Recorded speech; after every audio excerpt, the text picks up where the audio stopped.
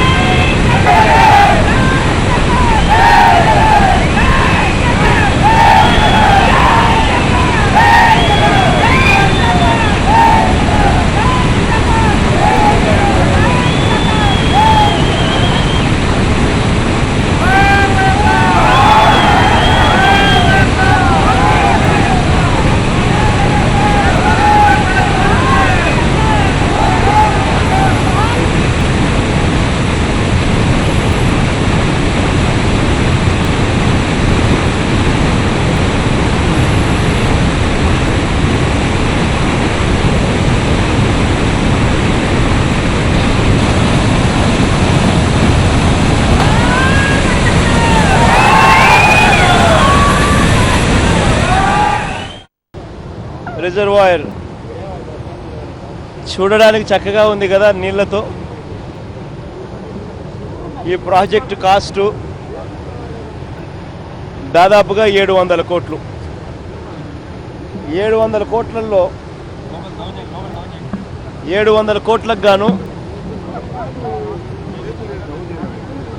ఆ దివంగత నేత ప్రియతమ నాయకుడు రాజశేఖర రెడ్డి గారు నాన్నగారు హయాంలోనే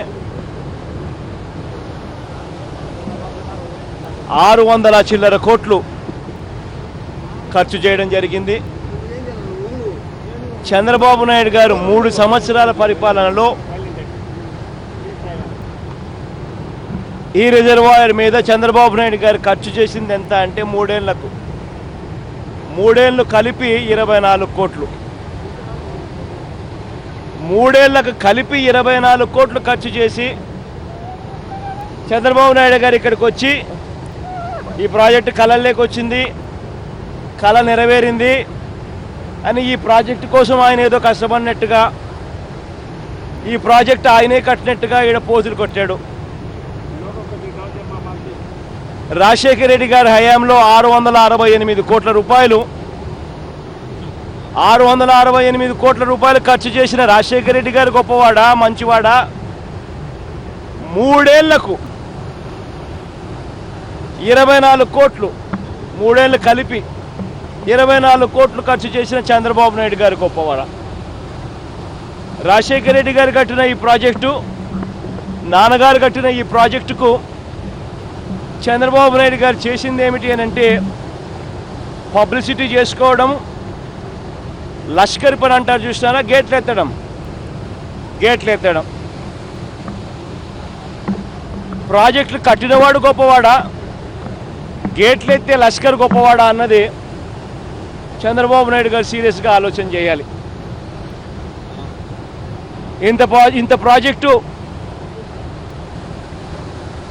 జాతికి అంకితం చేస్తూ ఉన్నప్పుడు తనకు క్రెడిట్ ఏ కోశానా కూడా తన క్రెడిట్ తీసుకునే అవకాశం లేకపోయినా ప్రాజెక్టు మొత్తం తానే కట్టినట్టుగా బిల్డప్ ఇచ్చాడు. ఇదే ప్రాజెక్టుకు 3 సంవత్సరాలలో ఇదే రిజర్వాయర్లో ఇప్పటికీ కూడా 6 టీఎంసీల స్టోరేజ్ చేసే కెపాసిటీ ఉన్న రిజర్వాయర్ ఇది. 6 టీఎంసీలు స్టోరేజ్ చేసే కెపాసిటీ ఉన్న ఈ రిజర్వాయర్లో ఇవాళకి కూడా ఎంత అధ్వానంగా పనులు జరిగిచ్చే కార్యక్రమం జరుగుతూ ఉందనంటే, డబ్బులు ఎంత దారుణంగా ఇచ్చే కార్యక్రమం జరుగుతూ ఉంది అనంటే, కేవలం 0.76 టీఎంసీ మాత్రమే స్టోర్ చేస్తూ ఉన్న పరిస్థితి. అందులో 0.20 టీఎంసీ డెడ్ స్టోరేజ్, మిగిలినది 0.56 టీఎంసీలు మాత్రమే నీళ్లు ఇవ్వగలిగిన పరిస్థితి 6 టీఎంసీలకు. ఇదే జిఎన్ఎస్ఎస్ గండికోట, ఇదే జిఎన్ఎస్ఎస్ గాలేరు నగరి సుజల సేవంతిలో అంతర్భాగమైన ఈ ప్రాజెక్టు గండికోట ప్రాజెక్టు, ఈ ప్రాజెక్టులకు చంద్రబాబు నాయుడు గారు అరకొర కేటాయింపులు ఏ స్థాయిలో ఉన్నాయి అంటే, ఈ 3 ఏళ్లలో 22,000 క్యూసెక్స్ ఫ్లడ్ ఫ్లో కెనాలు ఈ 3 సంవత్సరాలలో రాజశేఖర రెడ్డి గారి హయాంలో అది కూడా 80% ప్రాజెక్టు పోతిరెడ్డిపాడు నుంచి ఆ పోతిరెడ్డిపాడు ఫ్లడ్ ఫ్లో పోతిరెడ్డిపాడు, ఆ తర్వాత flood flow canal 22,000 discharge capacity ఉన్న ఫ్లడ్ ఫ్లో కెనాలు, అవన్నీ కూడా రాజశేఖర రెడ్డి గారి హయాంలో 80% పనులు పూర్తయిపోయాయి. మిగిలి ఉన్న 20% పనులు కూడా చంద్రబాబు నాయుడు గారు 3 సంవత్సరాల కాలంలో పూర్తి చేయలేని పరిస్థితి. ఈ 3 సంవత్సరాల కాలంలో చంద్రబాబు నాయుడు గారు ఆ ఫ్లడ్ ఫ్లో కెనాల్లో 22,000 క్యూసెక్స్ డిశ్చార్జ్ ఉన్న ఫ్లడ్ ఫ్లో కెనాల్లో పనులు పూర్తి చేయని కారణంగా, పెండింగ్ పనులు అంటే 80% పనులు పూర్తయినా మిగిలిన 20% పనులు కూడా పూర్తి చేయని కారణంగా 22,000 క్యూసెక్స్తో ఫ్లడ్ ఫ్లో కెనాల్లో శ్రీశైలం నుంచి నీళ్లు పంపించుంటే గండికోటలో 26 టీఎంసీల నీళ్లు స్టోరేజ్ కెపాసిటీ అయ్యేటి. గండికోటలో 26 టీఎంసీల నీళ్లు స్టోరేజ్ కెపాసిటీ అయ్యుంటే పైడిపాలెంకు 6 టీఎంసీల నీళ్లు స్టోరేజ్ చేసే పరిస్థితి ఉండేది. పైడిపాలెమే కాకుండా చిత్రావతిలో మరో 10 టీఎంసీల నీళ్లు స్టోరేజ్ చేసే కెపాసిటీ ఉండేది. సర్వరాజ్ సాగర్లో 3.2 టీఎంసీల నీళ్లు స్టోరేజ్ చేసే కెపాసిటీ ఉండేది. వామికొండ రిజర్వాయర్లో 1.6 టీఎంసీల నీళ్లు స్టోర్ చేసే కెపాసిటీ ఉండేది. చంద్రబాబు నాయుడు గారు మైలవరంలో నీళ్లు స్టెబిలైజ్ అయ్యే పరిస్థితి ఉండేది. చంద్రబాబు నాయుడు గారు పుణ్యాన ఫ్లడ్ ఫ్లో కెనాల్ 22,000 క్యూసెక్స్ నీళ్లు ఆయన వచ్చే పరిస్థితిలోకి ఆ 20% పనులు మిగిలిపోయిన పనులు చేయని కారణంగా ఇవాళ కేవలం అరకొర నీళ్లు మాత్రమే ఇవాళ ప్రాజెక్టులలోకి వస్తూ ఉన్నాయి. ఎంత దారుణంగా చంద్రబాబు నాయుడు గారు ప్రాజెక్టుల మీద శ్రద్ధ చూపకుండా పబ్లిసిటీకి మాత్రమే తావిచ్చి ఏమీ జరగకపోయినా జరిగినట్టుగా అబద్ధాలు ఏ మాదిరిగా చెప్తా ఉన్నాడు అని అంటే, గండికోట ప్రాజెక్టే ఉదాహరణగా తీసుకుంటే, గండికోట ప్రాజెక్టుకు తాను R&R ప్యాకేజు పూర్తిగా ప్రాజెక్టు తయారైపోయింది. రాజశేఖర రెడ్డి గారి హయాంలోనే, నాన్నగారి హయాంలోనే కేవలం ప్రాజెక్టుకు R&R ఇవ్వవలసిన R&R కింద రైతులకు ఇవ్వవలసిన డబ్బులు ఇవ్వని కారణంగా ప్రాజెక్టులో నీళ్లు స్టోరేజ్ కెపాసిటీ లేదు. ఫ్లడ్ ఫ్లో కెనాల్లో మిగిలిపోయిన 20% పనులు చేయని కారణంగా నీళ్ళు ఇవ్వలేని పరిస్థితి. గండికోటకు సంబంధించి ఈ మధ్యకాలంలోనే R&R ప్యాకేజ్ గొప్పగా ఇచ్చామని చంద్రబాబు నాయుడు గారు చెప్పుకుంటా ఉన్నారు. ఇదే గండికోట రిజర్వాయర్కి సంబంధించి మొత్తం R&R ప్యాకేజీలో 24 గ్రామాలు R&R ప్యాకేజీలో కవర్ కావాల్సి ఉంటే చంద్రబాబు నాయుడు గారు ఇచ్చింది ఎంత అనంటే కేవలం 26 టీఎంసీల స్టోరేజ్ కెపాసిటీకి గాను కేవలం 12 టీఎంసీలకు మాత్రమే స్టోరేజ్ చేసే కెపాసిటీలకున్న 14 ఊర్లకు సంబంధించిన R&R ప్యాకేజ్ మాత్రమే అని అనౌన్స్ చేసినాడు. చివరికి డబ్బులు ఎంతమందికి ఇచ్చినారు అని అంటే కేవలం 8 ఊర్లకు మాత్రమే డబ్బులు ఇస్తూ నోటిఫికేషన్ చేశారు. అంటే దాని అర్థం కేవలం 5-6 టీఎంసీలు కన్నా ఎక్కువ స్టోర్ చేసే పరిస్థితి చంద్రబాబు నాయుడు గారు లేకుండా చేస్తూ ఉన్నారన్న దానికి ఇంతకన్నా వేరే నిదర్శనం అవసరం లేదు. ఇదే చంద్రబాబు నాయుడు గారు గండికోట ప్రాజెక్టులు, జిఎన్ఎస్ఎస్ ప్రాజెక్టుల కింద ఉన్న పరిస్థితులు ఇదే మాదిరిగా ఉన్నాయి. ఇదే కార్యక్రమం ఒకసారి పులిచింతలు చూసినా కూడా ఇదే మాదిరిగానే కనిపిస్తుంది. 45 టీఎంసీల నీళ్లు స్టోరేజ్ చేసే కెపాసిటీ, 45 టీఎంసీలు నీళ్లు స్టోరేజ్ చేసే కెపాసిటీ ఉన్న పులిచింతల ప్రాజెక్టులో ఇవాళ కేవలం 22 టీఎంసీల నీళ్లు మాత్రమే స్టోర్ అయి ఉన్న పరిస్థితి కనిపిస్తూ ఉంది. కారణం చంద్రబాబు నాయుడు గారు R&R ప్యాకేజ్ కింద 120 కోట్ల రూపాయలు చంద్రబాబు నాయుడు గారు ఇవ్వని కారణం. తెలంగాణ ప్రభుత్వం గత 3 సంవత్సరాలుగా లేఖల మీద లేఖలు రాస్తా ఉన్నా చంద్రబాబు నాయుడు గారు పట్టించుకోలేదు, చంద్రబాబు నాయుడు గారు ఇవ్వలేదు. కారణం దానివల్ల జరిగే నష్టం ఇదే పులిచింతల ప్రాజెక్టులో నీళ్లు స్టోర్ అయ్యింటే 45 టీఎంసీలు నీళ్లు స్టోర్ అయ్యింటే ప్రకాశం బ్యారేజ్ నుంచి 55 టీఎంసీలు నీళ్లు సముద్రం పాలయ్యాయి. 55 టీఎంసీలు నీళ్లు సముద్రం పాలు అయ్యే పరిస్థితి పోయి ఉండేది. పూర్తిగా 45 టీఎంసీలు నీళ్లు పులిచింతల్లో స్టోర్ అయి ఉండేటివి. అంటే దాదాపుగా 25 టీఎంసీల నీళ్లు స్టోర్ చేసుకునే అవకాశం ఉన్నప్పటికీ కూడా కేవలం 120 కోట్ల రూపాయలు R&R ప్యాకేజ్ ఇవ్వకుండా చేసిన దానికి జరిగిన నష్టం.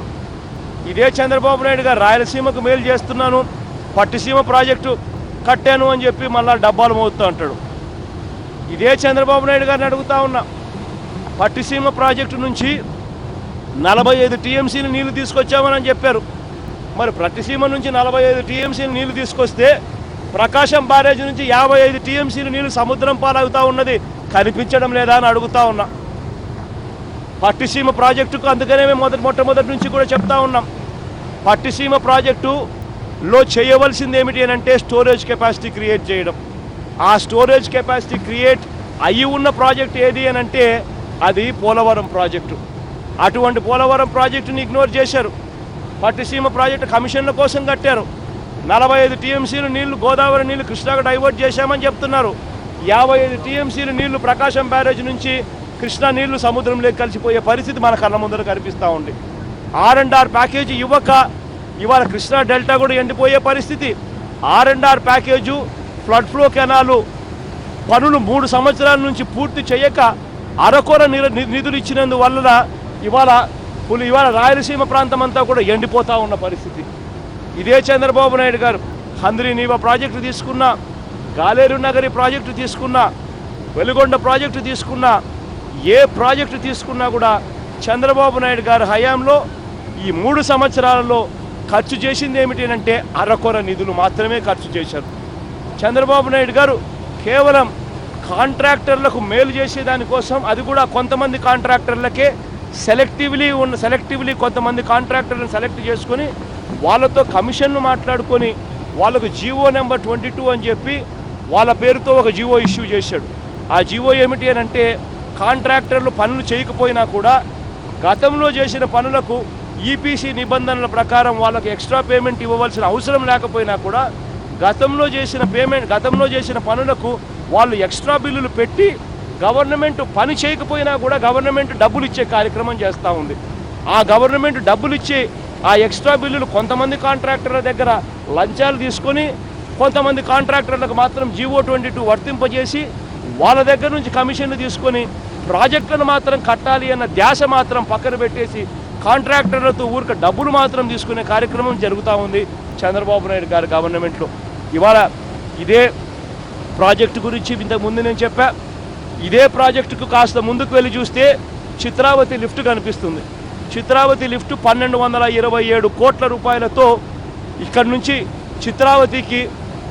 గండికోట నుంచి చిత్రావతికి 10 టీఎంసీలు నీళ్లు పంపు చేసే కెపాసిటీతో సామర్థ్యంతో ఉన్నట్టుగా చిత్రావతి లిఫ్ట్ చేశారు. రాజశేఖర రెడ్డి గారి హయాంలో, నాన్నగారి హయాంలో ఈ 1227-1300 కోట్ల రూపాయల ఈ లిఫ్ట్ ప్రాజెక్టులలో 1150 కోట్ల రూపాయలు రాజశేఖర రెడ్డి గారి హయాంలోనే పూర్తి చేసినారు. అటువంటి ప్రాజెక్టు కేవలం 150 కోట్ల రూపాయలు ఖర్చు చేస్తే పూర్తిగా ప్రాజెక్టు పూర్తవుతుంది అనే సంగతి తనకు తెలిసి ఉన్న చంద్రబాబు నాయుడు గారు ఈ 3 సంవత్సరాలలో చిత్రావతి లిఫ్ట్కు ఎంత డబ్బులు ఖర్చు పెట్టారని చెప్పి నేను ఇదే ఇంజనీర్ని అడుగుతూ ఉంటే 10-15 కోట్లు మించి ఉండదు అని చెప్పి చెప్తా ఉన్నారు. అంటే 10-15 కోట్ల రూపాయలు 3 సంవత్సరాలలో ఖర్చు పెడతా ఉన్నాడు అని అంటే ఎంత దారుణంగా ప్రాజెక్టుల మీద చంద్రబాబు నాయుడు గారు ప్రాజెక్టుల మీద తనకు ప్రేమ ఉంది అన్న చెప్పడానికి ఇంతకన్నా వేరే నిదర్శనాలు అవసరం లేదు. ఇంత దారుణంగా చంద్రబాబు నాయుడు గారు రైతుల పక్షాన నిలబడకోకుండా రైతులను మోసం చేస్తూ మరోవైపున పబ్లిసిటీ మాత్రం ఏ స్థాయిలో ఇస్తూ ఉన్నాడు అని అంటే ఎవరో కట్టిన ప్రాజెక్టుకు వచ్చి గేట్ ఎత్తి నేనే కట్టాను, నాకు ఈ ప్రాజెక్ట్ కళ్ళేకి వచ్చింది, అందుకని ఈ ప్రాజెక్టు మీద నేను ఎక్కువ కష్టపడ్డాను, రాత్రింపగులు కష్టపడ్డాను అని అంటాడు. 3 సంవత్సరాల్లో 24 కోట్లు ఈయన ఖర్చు పెట్టింది, రాత్రింపగులు కష్టపడ్డాడని చెప్పి సోది అబద్ధాలు అన్నీ దుర్మార్గమైన మాటలు. ఒకడే పట్టిసీమ కాంట్రాక్టరు ఒకరే, పురుషోత్తపట్నం కాంట్రాక్టరు ఒకరే.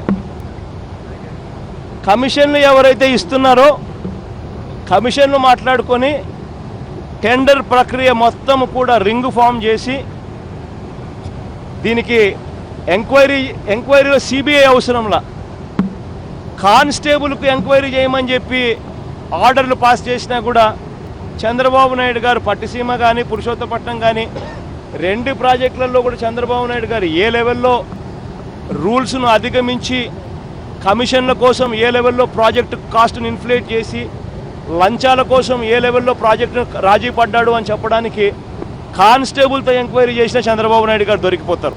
సిబిఐ అంత దూరం కూడా అవసరం లేదు. ఇది అంత దారుణంగా కరప్షన్ చేసి అంత దారుణంగా ప్రజల జీవితాలతో చెలగాటలాడుతూ ఉన్నారు. ఇదే పురుషోత్తపట్నం మీద పెట్టే 1600 కోట్ల రూపాయలు కానీ, పట్టిసీమ మీద పెట్టే 1600 కోట్ల రూపాయలు, పెట్టిన 1600 కోట్ల రూపాయలు కానీ ఇవన్నీ కూడా పోలవరం ప్రాజెక్టు అన్ని టెంపరీ ప్రాజెక్టులే. పోలవరం ప్రాజెక్టు వస్తే ఇవన్నిటికీ కూడా పూర్తిగా వేస్ట్ అవుతాయన్న సంగతి తనకు తెలిసినా కూడా టెంపరీ ప్రాజెక్టులు అని చెప్పి పేరు చెప్పి కమిషన్ల కోసం దుండుకుంటున్నాడు. అదే 3200 కోట్ల రూపాయలు ఇక్కడ కన్నా పెట్టుంటే గాలేరు నగరి పూర్తయి ఉండేది, హంద్రీ నీవా పూర్తయి ఉండేది, రాయలసీమ ప్రాంతం అంతా సస్యశ్యామలంగా నీళ్ళు వచ్చే పరిస్థితి ఉండేది.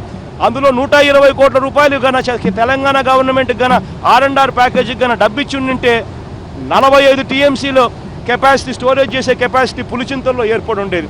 చివరికి అదే 3200 కోట్ల రూపాయలు పోలవరంలో ఖర్చు చేసి ఉన్నా కూడా పోలవరం ప్రాజెక్టు ఈ పాటికి దాదాపుగా పూర్తయ్యే పరిస్థితిలోకి కూడా పోలవరం ప్రాజెక్టు కూడా వచ్చుండే పరిస్థితి కూడా దాదాపుగా చేరుండేది. ఇది చంద్రబాబు నాయుడు గారి మేనేజ్మెంట్. ఒక్కొక్క చోట ఒక్కొక్క రకమైన ప్యాకేజ్ ఇస్తూ రైతుల మధ్యనే చిచ్చు పెడుతూ రైతులను తన్నుకునే పరిస్థితిలోకి మీరు పోండి అని చెప్పి చంద్రబాబు నాయుడు గారు ప్రోత్సహిస్తున్న తీరు ఏదైతే ఉందో ఆ తీరును పూర్తిగా తప్పుపడతా ఉన్నాం.